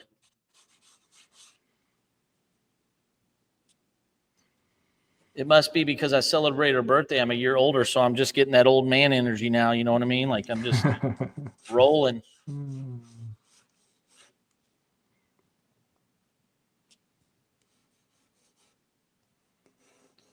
And it's crazy. My daughters have taken to this notion now that they can say things like, well, you were born in the late 1900s. And I'm like, don't make me sound older than I am. Yeah. You don't have to make it sound like, we didn't have cars and telephones. And then my one daughter goes, well, you didn't have cell phones. And I'm like, oh, gosh, she's right. And then the other one chimes in and goes, well, the internet didn't exist. I'm like, okay, girls, let's just stop. All right. We're not going to talk about the late 1900s at all anymore. We're just going to let it go. That is funny. Well, because you do realize how vastly different the world is, I mean, golly, it's unbelievable.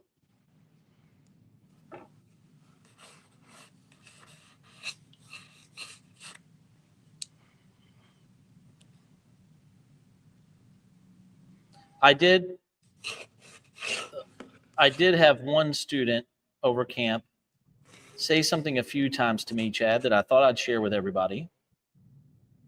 And she is absolutely brilliant, and I absolutely adored having her.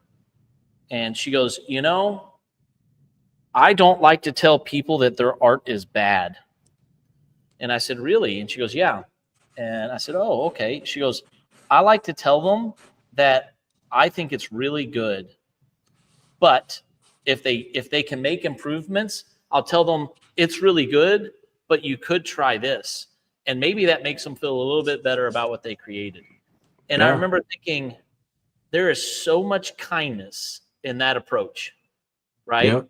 Like just so much kindness and love coming from that young artist, and them just saying, I don't like to tell anybody their artwork's bad. And she goes, but in this, she's also stating that clearly there's bad artwork. You know what I mean? Like, but she's saying it in a way that she's like, I don't want to make anyone feel bad about what they created. And, you and I have talked a lot about critiquing on this live stream. And there is a huge element of critiquing that is incredibly valuable and needed and important. And I just thought her approach was so kind and so wonderful. She wasn't saying that she's not going to tell somebody that they can improve, but she's going to say, I think it's really good, but did you think about this? Or do you think you could maybe do that? And I remember going, boy, that's a heck of an approach. Yeah, that's awesome.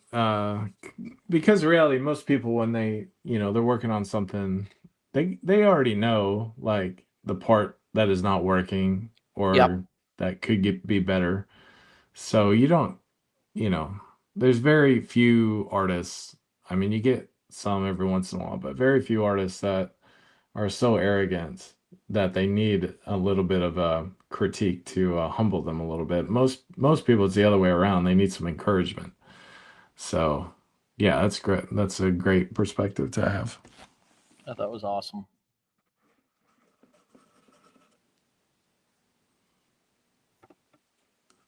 Always learning, my friend. Always learning, even from our youngest artist.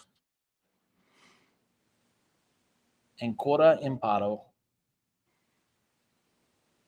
And one of these days, we're going to get an Italian on here, and they're going to tell me how to actually say it without sounding like I'm from Kentucky, which is not a bad thing.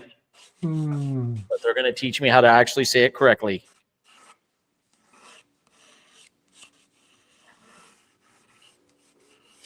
And of course, this is how I know I'm getting old, because I could just literally go to Google and type in, tell me how to correctly pronounce Ancora imparo, and it would say it to me. Yeah, that is true.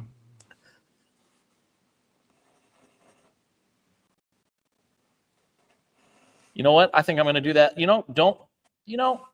going to go home and do that tonight.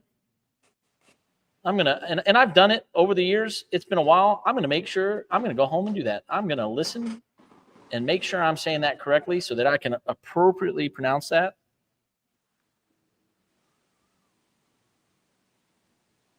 Something I do struggle with over at camp, and I really worked on it this session, was pronunciation of people's names. I think it's really important to get people's names right. And I struggle with it, Chad. I struggle getting people's names right. I don't know. Heck, I mean, I've got 3 daughters. I'm at home going, this one, that one, this one, you know who I'm talking to? You do. I mean, I can't even get my own kids' names right. You know what I mean? Mm-hmm. And so at camp, I was trying so hard. I just kept getting a lot of kids' names wrong. And so I really tried to focus in on it, really hone in, really try to get those names right, because I think there's something powerful about getting those names. So I am going to go home and listen to how to correctly pronounce Ancora imparo. Ancora imparo. We'll see if they roll their R's or not. I don't actually know in Italian. Does anybody listening, watching, does anybody know? How do they roll R's in the Italian language? What are you thinking, Chad? Are you thinking they do or not? I think probably they do, just like the Spanish speakers.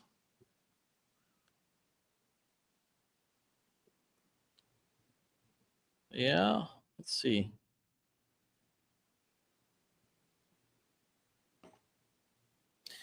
Why did I choose the title Brushstrokes and Storyboards for the live stream? Do you think it reflects how you work? Ask ChatGPT. You could ask ChatGPT. I chose Brushstrokes and Storyboards because I was starting a new painting, which is the Brushstrokes, and Chad is working on his sequential art. And so Storyboards is kind of the idea of just telling his stories. And I knew he was working on a new page, finishing that up. I know that he doesn't necessarily use Storyboards to the fullest extent, but I thought it was a unique way, because we do this every week. So I always come up with different titles. And I just said, give me a chance. Let me see. I'm going to be working with my Brushstrokes. I probably should have picked something maybe a little bit different than Storyboards. I should have maybe said panels, Chad, maybe panels or pages. Maybe that would have been good, Brushstrokes and pages. But it is tough to come up with this stuff every week. And I just kind of picked it. That was a question from Deep Pixel AI Art. And I just said, you know what? Made it. And that's kind of what I went with.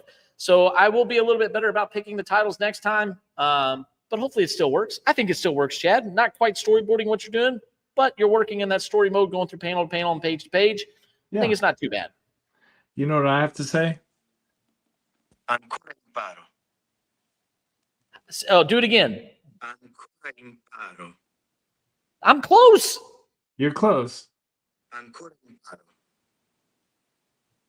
Ancora imparo. Ancora imparo. Ancora imparo. I'm not too far off. Hey, that was pretty good. That was pretty good. There you go. Thank you, Chad. See, what a good friend, man. You're such welcome. An amazing friend. Isn't that wonderful, guys? See what he did there for me? He just took that so that when I get home, I can just spend time with my kids. I don't have to go home and be like, nope, I got to read this or listen to this. And honestly, I wasn't too far off. Not too bad for me. pretty good.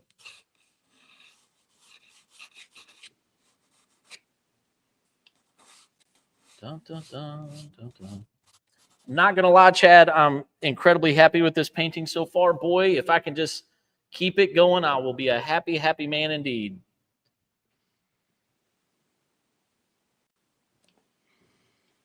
It's nice. It's nice when your values work. You know what I mean? Like it's nice when you step back and you see it. And of course, I need to step away, just like I teach all my students. I need to step away, really look at this here. Make sure it is, because up close, right, Chad? Up close, it can be reading just fine. And then all of a sudden you step away from it, you go, oh, wait a minute. That finger is disappearing, or that doesn't look like it has weight, or it's flat. And so I'm going to finish up this finger, and then I'm going to step back and take a look, really see how this is coming, because I feel really good up close, but I need to step away and see what's working, see what's happening. And I'm going to be honest, I don't think there's a much better sound than the sound of your pencil on that paper right now. Oh, that is sorry. Fantastic.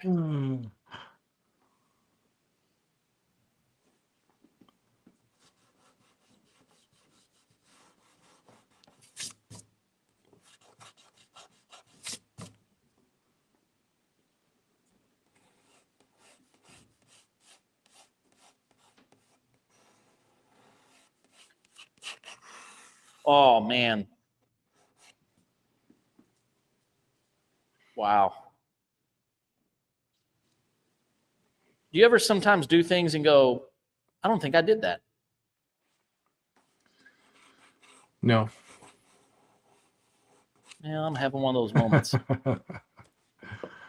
I am having one of those moments.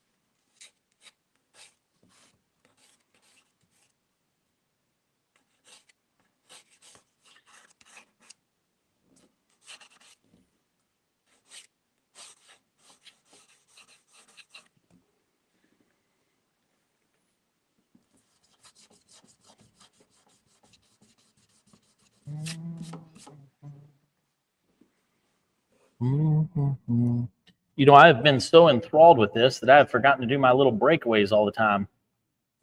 The little, you know, reminding of who we are and what we do. Maybe I should do that here in a second, but Yeah, you should. I got so carried away. I'm so excited by this.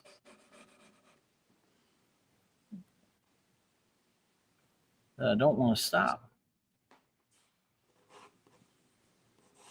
Kind of goes back. I think Matt kind of set me up for success this evening. I hope his drawing is going really well. Matt, how's your drawing going, bud?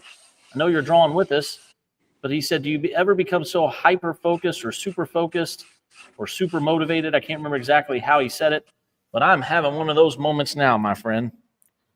I am exhilarated, motivated, and it's working out. It's going. Looks like Megan Johnson is on.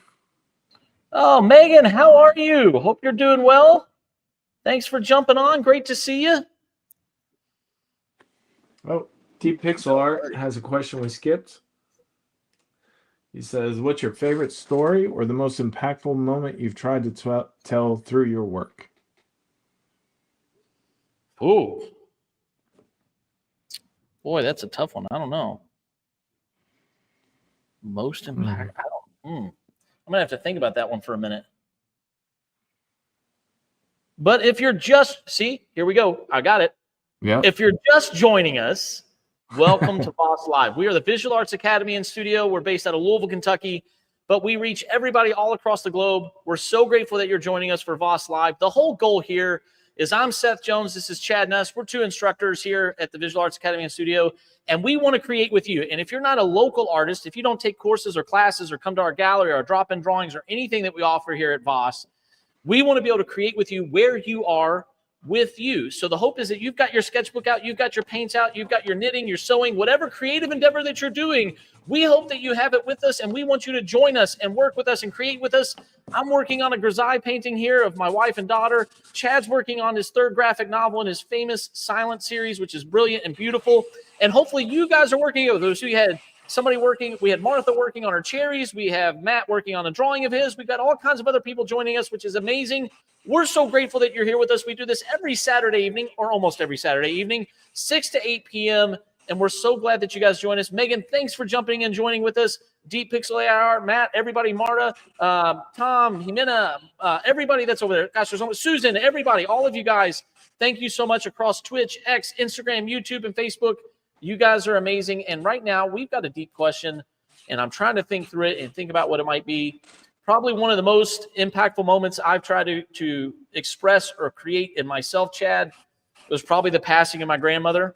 I created an entire painting series because of that, and I don't think it was just one specific thing, but it was definitely something I tried to create through that, was creating artwork through the passing of my grandmother and the love that I have for her and the inspiration she shared with me. Do want to give a quick shout out. Janice, hi. Thanks for jumping in. I hope you're doing great. Hope you're feeling good. We miss you. We hope you're doing awesome. And it's great that you're jumping on with us. Hopefully you're creating as well. But Chad, any moments, what was your favorite story, the most impactful moment you've tried to tell through your work? Anything you've got there, bud?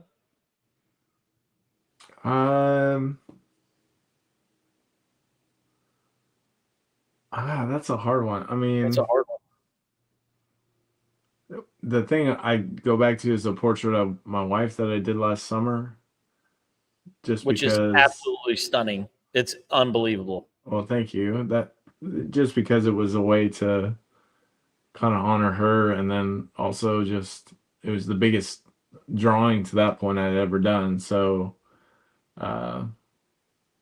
yeah, that'd be the one I'd pick. I mean, yeah, it's not like super sentimental or deep or anything like that or impactful, but I think that'd probably be the one that has the most meaning right now for me. I personally love that piece for multiple different reasons. One, and you really, guys, you got to see it in person. You definitely got to come and come and see it in person, because the technique, Chad, the execution and the skill level, there is a couple of sections on that piece that, you often, I know you are truly humble, and you don't like it when I call you a master draftsman. Well, I mean, I don't know that you don't like it, but I know that you're incredibly humble about it. But there are a couple parts of that portrait that are truly masterful, that are just truly unbelievably well executed. And the other thing that I think is brilliant is I really think it captures her essence, right? I think there's, and again, to the extent that I know her, it's this beautiful representation. Does that make sense? You know what I mean? Like the elegance, the strength. I think the pose was brilliant. The execution of it is just amazing. I think it's all around a stunning piece. And I think pictures of it do not do it justice, because you don't get to see the pencil work, right? The line work, the hatching, the cross hatching, the mark making. But when you see it in person, everybody who sees it just goes, wow, right? Like, they sometimes even people don't even say anything. They just look at it and like, whoa, and I'm glad that's one that you love, because I'm glad you love it, because it is a piece worthy of that love. And I think it's awesome. Well, thank you. That was very kind. Yeah, I appreciate that. Let's see. We got Megan. I'd like to do a portrait of my belated father, but I'm afraid I just cry the entire time. Oh, well, Megan, everybody's different.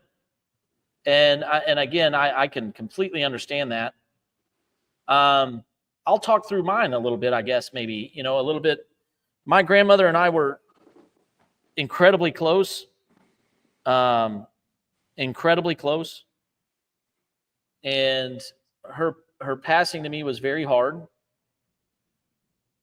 but she loved my artwork. She loved what I was studying and doing, and was very supportive and just very kind. And her house, where I spent quite a bit of time growing up, she had this kitchen window that was this small little kitchen window, a house built in the 50s. and it was over the kitchen sink, and she could look out, and out front of it was this beautiful magnolia tree that my mother remembers being planted. But by the time I was born, it was this big, beautiful magnolia tree. And my grandmother had this elegant white hair. Like her hair was just beautifully white, and she would stand in front of it washing dishes when I was a little boy. And I remember looking up at her just in complete admiration and love. And the sun would come through that tree and at certain seasons hit those white magnolia flowers. And those white magnolia flowers would glow. And they would glow like this soft yellow. And then the light would pass through that tree, through the window, and hit my grandmother's face. And her hair would illuminate like that soft yellow glow. And she looked angelic, and she just looked so lovely and so wonderful that the painting that I did about 3 years after her passing was that of a magnolia flower. And Megan, it is incredibly intense. It was shed tears even 3 years after, because the loss is always fresh. But it was very therapeutic for me to paint something that instantly takes me back to that moment. And I was very fortunate that my mother, my grandmother's daughter, has that painting. And I'm so grateful that she has it, because it's a reminder to both of us, not only of the physical beauty of my grandmother, but also of those moments of being together in her kitchen and standing in that window with her and seeing the nature that God created through that window with her. It's just this culminating thing. And it wasn't necessarily a portrait, right? Like you want to do of your belated father. And I'm so sorry for your loss. But it was a portrait in the sense of the memory of my grandmother. And so, I would encourage you that as you heal and as you grieve and as that time comes, there may be an appropriate time to do that piece. And it might help you in your memory of your father and of the experiences that you had, good, bad, whatever it may be. Maybe it'll help you through that. Art is, Chad, I think you would agree. I think art provides a lot of things for a lot of people.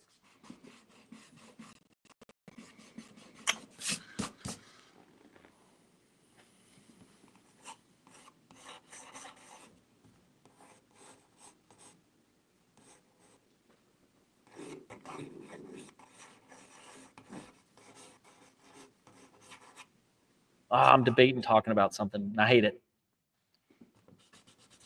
Well, while you debate that, I just want everyone to know, for the record, drawing is really hard. So I'm having a really challenging time figuring out the angle and perspective that I'm trying to draw. And if in the background you've watched what I've done, I've actually drawn kind of the basic shape here about 3 or 4 or 5 times now, and I keep erasing and keep changing because I can't get it quite the way I want it. And it's especially hard because I'm doing it out of my head, so I don't have a reference photo to go off of. So it's and so I'm trying to do this really extreme angle of this spaceship coming right up at you, and it's quite challenging. So be encouraged to know that we all use the eraser quite a bit. That's what it's there for, right? Yeah. You guys are absolutely amazing. This is such a wonderful experience for all of us. We're so glad you're here this evening, creating, hopefully making something beautiful with us.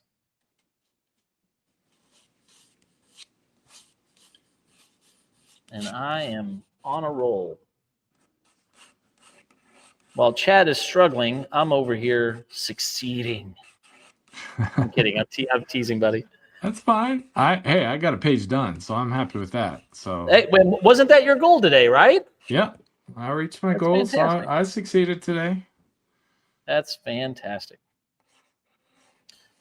I'm going to zoom in on this, see if I can get this a little bit closer for you guys. I can't see if you guys can really tell this.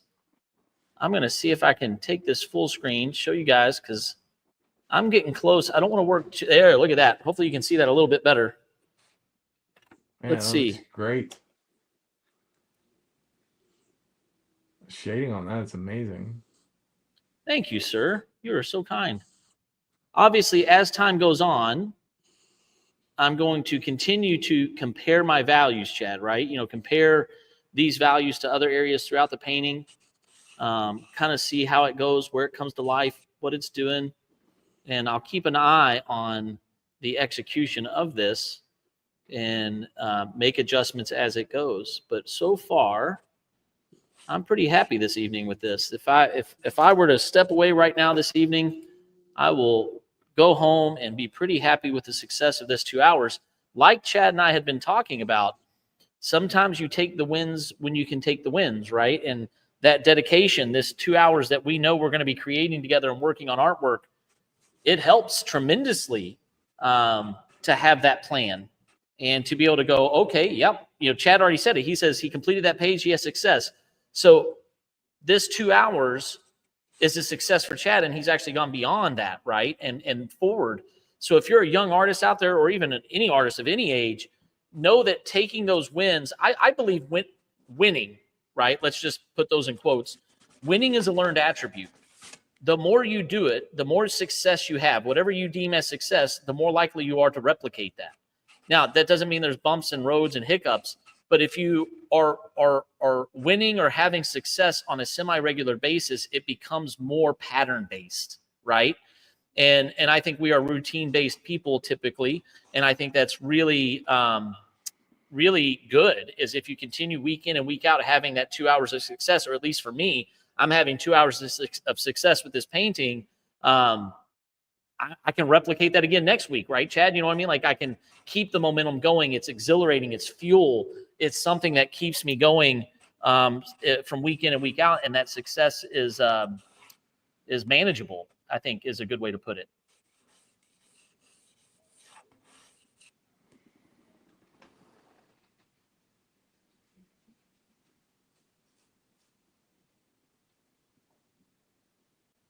I have a friend of mine who's been on here, Mitch, who's a painter.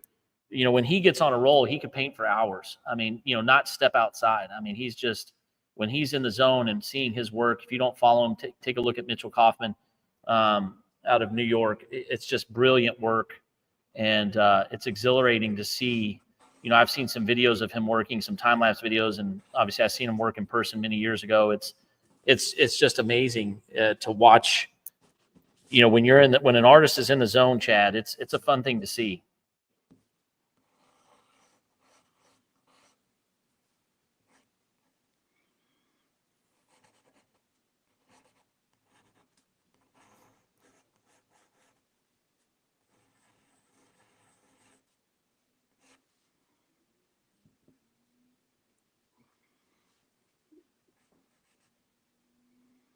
Mm-hmm.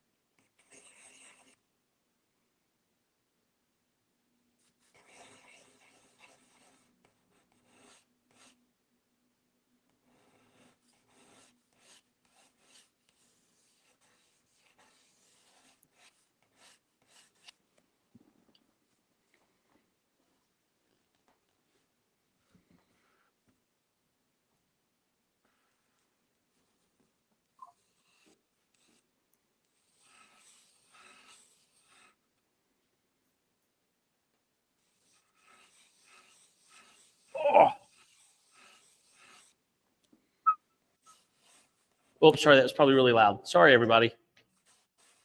Oh, I know it. Oh, yes, I agree with Megan. She goes, pencil ASMR. I said it earlier, Megan. I don't know if you were on or not, but I said there's no greater sound than the sound of Chad's pencil on paper. It is like so soothing and so wonderful. I need to grab a segment of that and repost it because it is absolutely a phenomenal sound. I'm in the same boat with you, Megan. I think I love it. Well, there'll be quite a bit of it because I keep erasing and redrawing. So Well, make sure you put that mic right up next to it, buddy, because we're loving it. Boom, boom, boom, boom.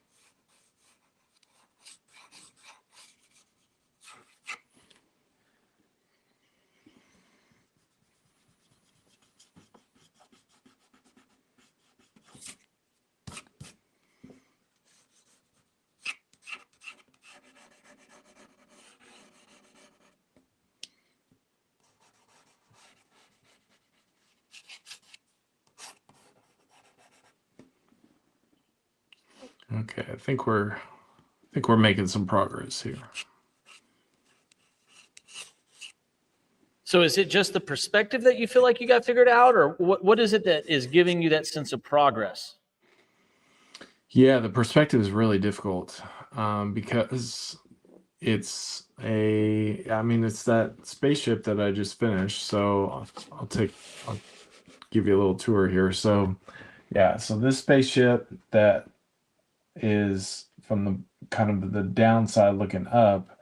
Now on this one, it's going to be an extreme looking down the front end of it. And so if you notice, it's round and it's got a point. Yeah,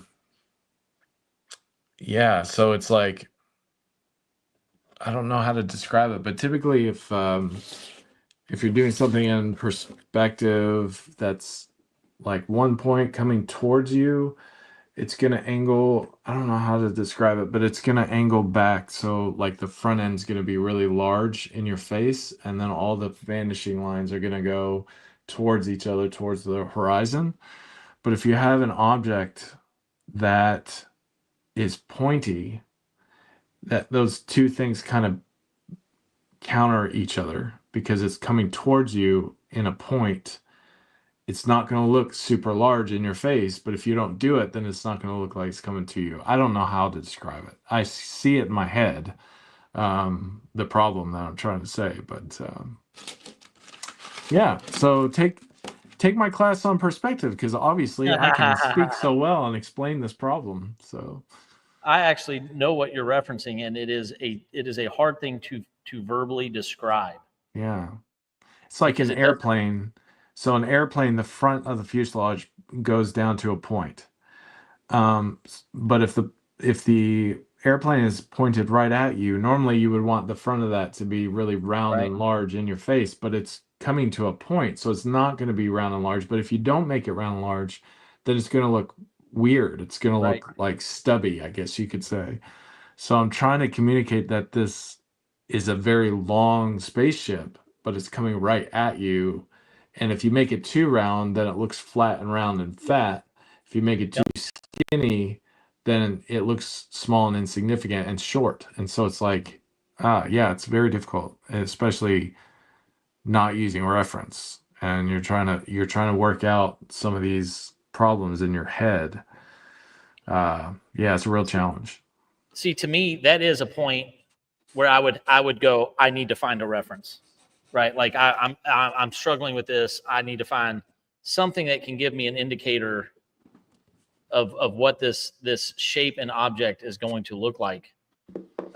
Because there's often times where I struggle with that, Chad. I'm like, man, I cannot figure out how this shape is going to or should look, because it's all about, correct me if you feel differently, it's all about readability, right?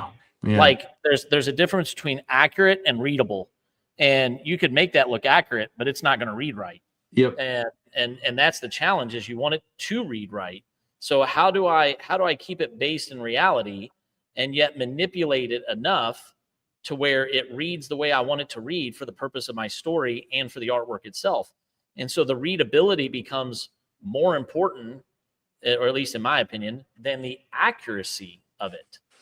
And that's what's really hard. Is it's kind of like foreshortening, Chad. You and I have talked at length about the challenges of foreshortening on this live stream. And a lot of times foreshortening, if you draw it accurately, does not read effectively. And that's what makes it so difficult, in my opinion, is sometimes accuracy does not read well. Yeah, and that's exactly what I'm dealing with, because this is foreshortened extremely, and it's extreme 1-point perspective. And so, as far as finding a reference, the problem is I don't have a direct reference because it's a spaceship that I've invented. So, but I can look at airplanes and how, like, especially if there's extreme, shots or visuals or whatever, that can help definitely. And I probably will when I, over this week when I'm off this live stream, I'll probably look up a few different airplane shots and that kind of thing. But I'm feeling pretty good about it. Like, now I've gotten to a place where I kind of, it's starting to look, the foreshortening and the perspective is starting to look right. It's not 100% there. So it still obviously needs a lot of work. As you can tell, it's just a big muddy pile of scribbles right now. But eventually those scribbles will, and you can see it when I zoom in, you can see where it's starting to come together a little bit. So, you know what I think we should do, Chad? We should What's that? should just get the silence turned into a movie, hire ILM, and make them create the perspective 3D model for us so that we can play around with it in space, spin it around. Yeah, there would be a... Put this in a black hole for me. I want to see what happens. Yeah.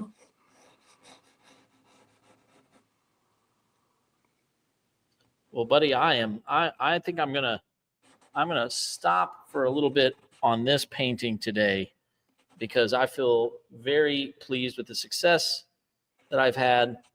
Plus, I think we're starting to come up on time. You know what's crazy, Chad? I haven't even looked at the time, man. Yeah. We have been so focused and so motivated. I haven't even looked at the time, and I think we're coming up on our 2-hour mark, sir. Yeah, it's 7:53, looks like. So. Oh my goodness. Well, I hope everybody's had a wonderful evening. Matt, I hope your drawing's going really, really well. I hope, Janice, you're doing great. I hope, let's see, who else do we have on here? Martha, I hope I think you were doing cherries. I hope those are going very, very well. And everybody else that's out there creating. Megan, I hope you're working on something really nice and it's coming to life. All of you ladies and gentlemen and everybody that's out there, we're so grateful that you join us on these VAAS live streams. We're so we're so grateful that you engage with us. And we're just happy that you're part of this VAAS community, no matter where you're from. So thank you again for joining us, guys. We've got a few more minutes. Any last minute questions? Throw them out there. We're happy to answer them as best we can. We try to engage with you guys as much as possible while still creating. And hopefully you guys like the format. I think it's a blast, Chad. I love being able to talk and chat and create and paint. It's wonderful.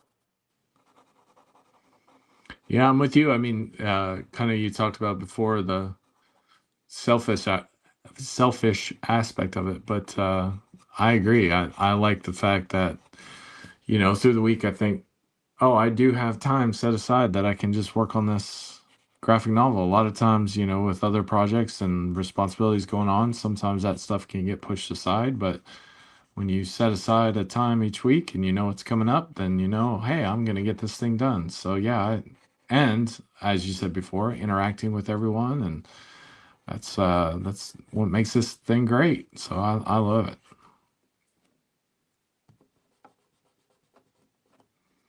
Dun, dun, dun. And I got to find out that I should probably watch Superman. Yeah, you should.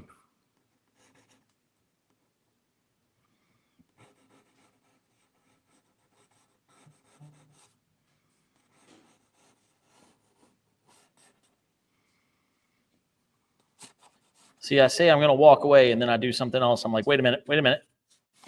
Yeah. Got to get this going here. Yeah. It's a never-ending process. It's getting there. I'm liking it. I think I got to a good spot with this. I know I was getting frustrated there for a little bit, but I think I've got the perspective and the foreshortening down. Now I just need to clean it up and make it start look like the spaceship that it is. So that is awesome. Well, I'm going to zoom in on this if I can a little bit, get you guys some more insight into it.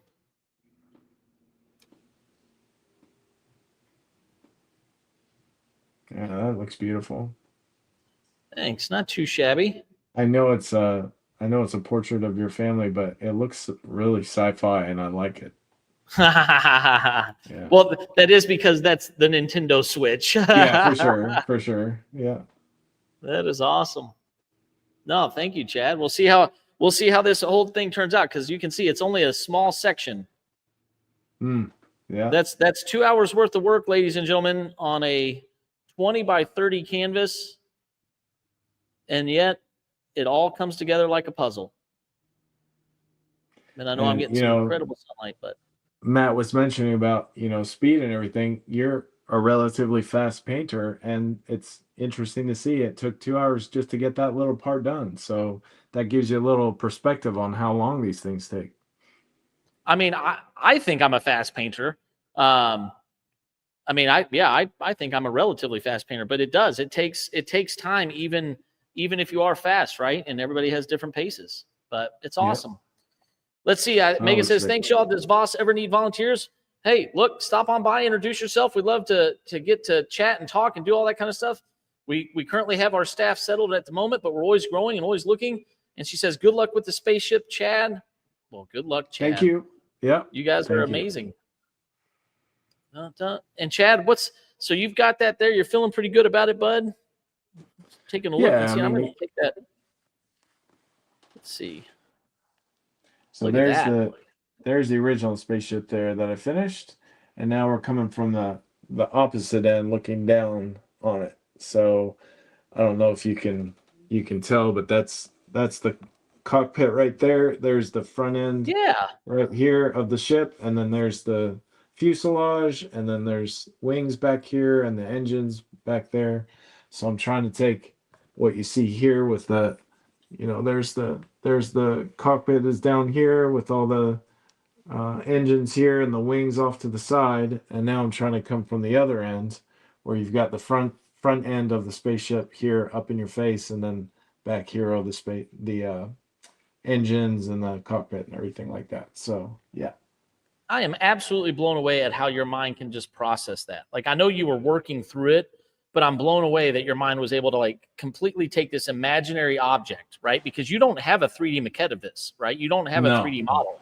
No. And so it's all locked in your head, and yet you completely did almost a full 360 with it, and you're creating it in real time. I mean, that's amazing to me. And I know other artists do that too. Don't get me wrong, Chad. I'm not saying it's like this, one off, but I'm just amazed that I got to watch this come to life and see you process through it and make it just out of nothing. To me, it's still magical. It makes me go back to the day when I was a little boy and watched my uncle draw. It's magic. You're making this come to life out of nothing, something from nothing. And I think it's brilliant. And I love it. It's amazing. Yeah. Thank you so much. I mean, I'm very grateful for the compliment, but there are tons of artists that I'll watch them draw are able to do this a lot faster than me and can do it without all the erasing. So I still got a lot of work to go. No, we always do. We all do. Yeah. But you know what?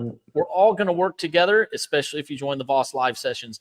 Chad, it is always an absolute pleasure to spend this 2 hours with you every evening, even with our special guests. All of you guys that jump in and join us. We have Thomas that joins us sometimes. We had Owen on here. We've had Mitch and Charles and some other individuals. We're so grateful for the time that we get to spend together creating. Again, This is the Visual Arts Academy in studio. We are VAAS Live. I'm Seth Jones. This is Chad Nuss.